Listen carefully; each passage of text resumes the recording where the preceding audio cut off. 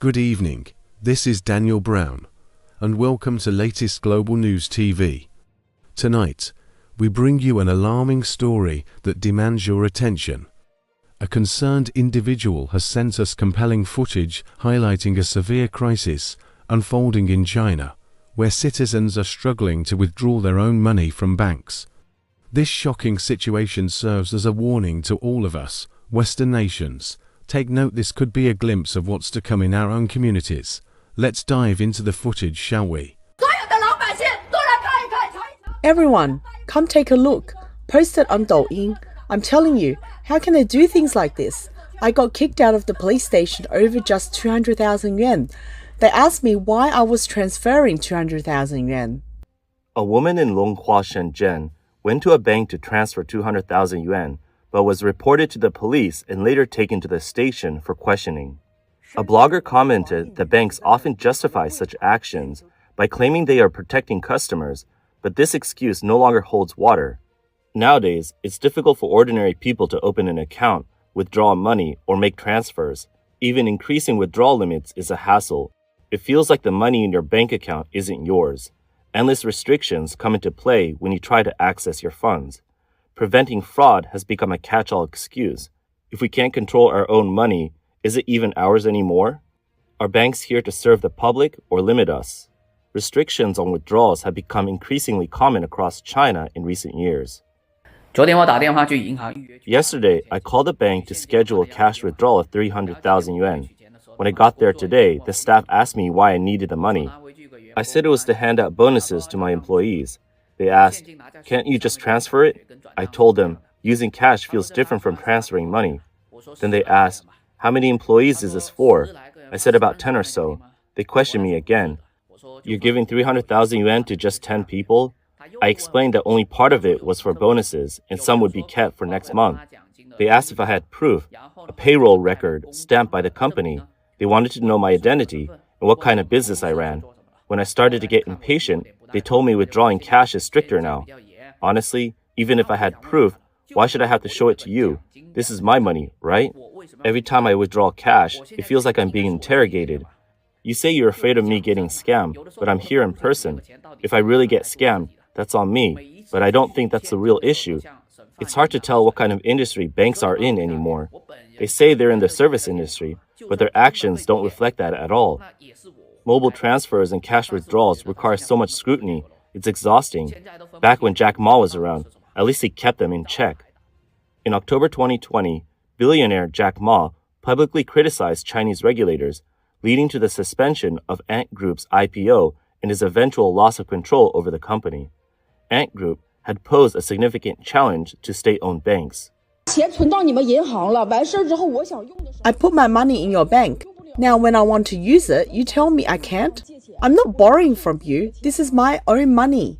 Another man tried to withdraw 300,000 yuan from his bank, but faced repeated delays. He asked, "If I make an appointment today, can I withdraw the money tomorrow?" The staff told him he had to book the appointment by 3:30 p.m. He asked again, "If I book now, can I get the money tomorrow?" The staff repeated that he could only book the following day. The man was confused about why he couldn't make an appointment right away. The bank staff told him, "There needs to be a certain time for that." Frustrated, he said, "Why is it I can deposit money instantly, but when I urgently need to withdraw it, I have to wait for days? Even if I make an appointment now, I won't get the money by Monday. What's going on? I can't even withdraw 300,000 yuan?" In Dongguan, Guangdong, an elderly man was denied access to his funds for a medical emergency without proving the source of the money. "It's my money. Who does this money belong to? The bank manager or someone else? Why can't I access my own funds? My son wired this money from Shanghai. Can't I wire it back? You could check if you want. Call the police if necessary." Angry, the man continued, "What you're saying makes no sense. Get your manager. Is the manager not a human being? This is protected by the Constitution. Who says I can't transfer my own money? If I can't access the funds and someone dies because of it, who will take responsibility?" Despite the urgency of his request, the money was for a medical emergency. The bank staff insisted on following new anti-fraud regulations, ignoring his pleas. A woman trying to withdraw 25,000 yuan, but after 20 minutes of verification calls, there was no success. I had 25,000 yuan in my account, and it took 20 minutes of endless phone calls to verify before I could withdraw it. I said my spouse was in the hospital. They asked, which ward? Even if I'm not in the hospital, I just want to use my money. Why can't I withdraw it? 20 minutes just for 25,000 yuan. I couldn't get the money. Call after call for verification. This is what happens at the Industrial and Commercial Bank of China. They can't catch the real scammers, but regular folks like us get questioned endlessly when we try to withdraw money. A woman went to withdraw cash for employee salaries, but the staff suggested bank payroll services instead. Today I went to withdraw 100,000 yuan. The staff asked if I had an appointment. I did. They checked and asked why I needed the money. I said for payroll. Then they told me the bank could handle payroll for me. I declined, but they kept explaining how their service reduces risks. They asked how many employees I had. I said around 10. Then they told me their payroll service costs 35 yuan per person, totaling 400 to 500 yuan for 10 employees.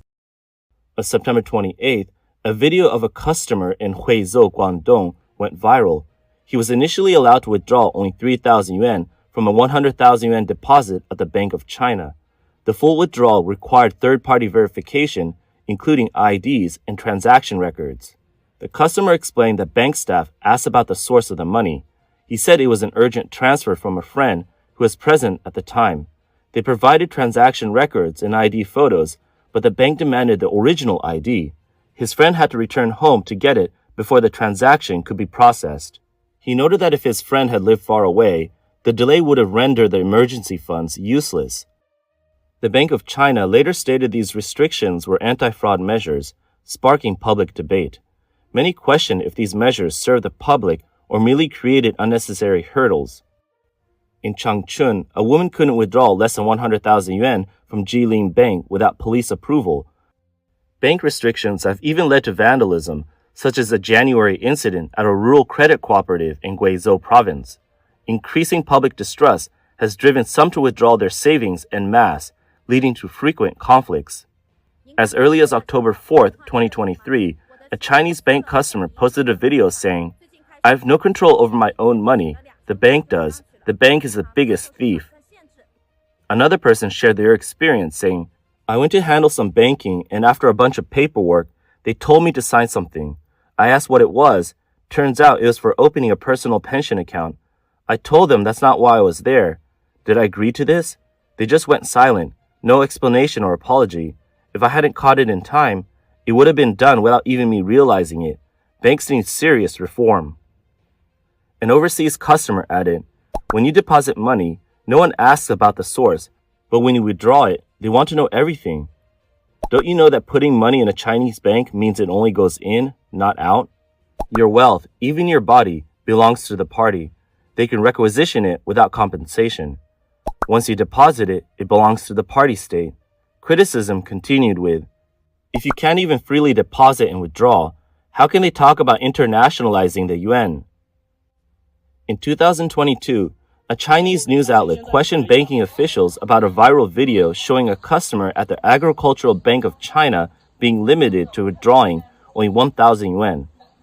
Bank insiders admitted that out-of-town bank cards might have restrictions, but typically withdrawals are not capped. They suggested such limits could be attempts to prevent customer attrition or internal risk control measures. For suspicious accounts, banks may impose various restrictions. Reports note that even for non-suspicious accounts, long unused cards may face limits or be frozen. In regions with high rates of telecom fraud, banks conduct more extensive reviews of personal accounts. These measures stem from a crackdown launched in October 2020 by China's State Council aimed at curbing fraud-linked bank accounts, known as a card severance campaign. However, analysts believe China's ongoing economic downturn, real estate crises, and shocks to the banking sector are the real reasons behind the withdrawal difficulties. Preventing telecom fraud may just be a convenient excuse. UCLA economist William Yu said one reason for controlling withdrawals is to limit the public's access to their money. He noted that banks might be facing liquidity risks driven by over a decade of aggressive growth, real estate bubbles, and rising debt. Now, China must confront these mounting problems which he described as severe. Commentator Qing Peng suggested that authorities are effectively squeezing the public to patch up bad loans and delay a financial crisis. He said, "In this process, the government isn't injecting money into small businesses or households. Instead, funds are directed towards local government debt to prevent financing platform collapses that could trigger banking crises."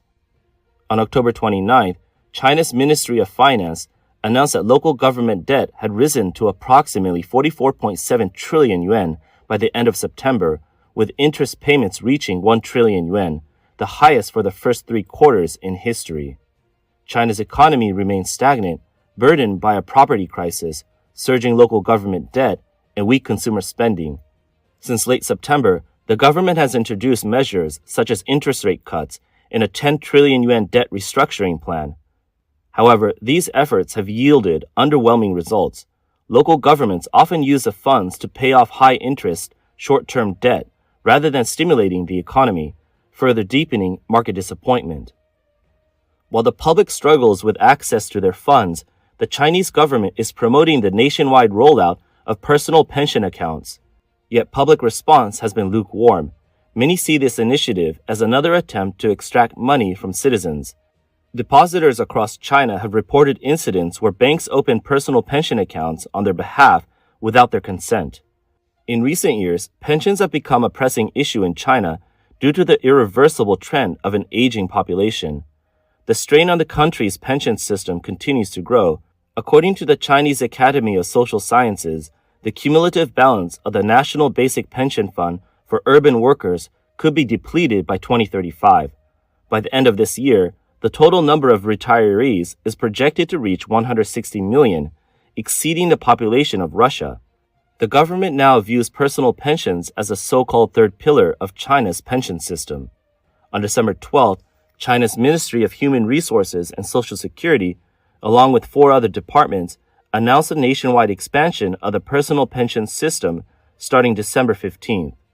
Previously piloted in 36 cities, including Beijing, Shanghai, and Guangzhou, the program will now cover the entire country. Officials stated that participation in the program is voluntary, allowing individuals to deposit up to 12,000 yuan annually into designated accounts to purchase approved financial products. However, depositors in multiple regions have recently reported that banks open personal pension accounts without their consent. Complaints have been filed against several major state-owned commercial banks. On December 15th, Mr. Liu from Jining City in Shandong Province received a text message from the Bank of China stating, "Your personal pension account has been successfully opened as per your request." However, Liu stated he had never applied for the account. "They opened it without my knowledge," he said. Mr. Yang from Tianjin reported a similar experience with Industrial Bank on the same day, receiving a message confirming the successful opening of a personal pension account. Yang also claimed he had never conducted any business with a bank. Chinese media reported 468 complaints on the Black Cat consumer platform regarding personal pension accounts being opened without the account holder's consent. These complaints involve several major banks, including the Bank of China, Industrial and Commercial Bank of China, Agricultural Bank of China, Industrial Bank, and Bank of Communications. In another case, a customer's mortgage payment at Industrial Bank was mistakenly deposited into a personal pension account because the bank's app defaulted to that account. Conflicting explanations from bank staff left the customer unable to retrieve the money. Reports suggest that bank employees, under pressure to meet deposit targets set by their superiors, often paid out of pocket to meet quotas or opened accounts without customer consent. Criticism of these practices have been widespread. One person commented, "Bank employees are being pushed to the limit, and customers are the ones who suffer." Another remarked, "If fraud doesn't work, they'll just take it outright." Others noted, "History shows that whenever something is promoted as benefiting the majority, there's usually a hidden trap."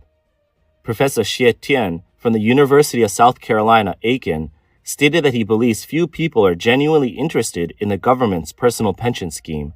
The entire financial sector is in crisis. This is just a way for the public to bail out big players in the financial industry. It's morally unacceptable, he said. Lai Jianping, a former Beijing lawyer and chairman of the Canadian Federation for a Democratic China, highlighted the challenges facing China's pension system. He noted massive deficits, a stagnating economy, and worsening living conditions for the population. To stave off a governance crisis, Lai explained, the government is now relying on personal pension accounts as a stopgap measure. At first glance, it seems harmless, Lai said. They tell you there's no obligation to deposit money, but you can simply ignore the account, but that's part of the strategy. Once the account is open, sooner or later, you'll start depositing money. This is how the Ponzi scheme grows. As more funds accumulate, financial institutions can move the money around. That's why banks are so eager to push this.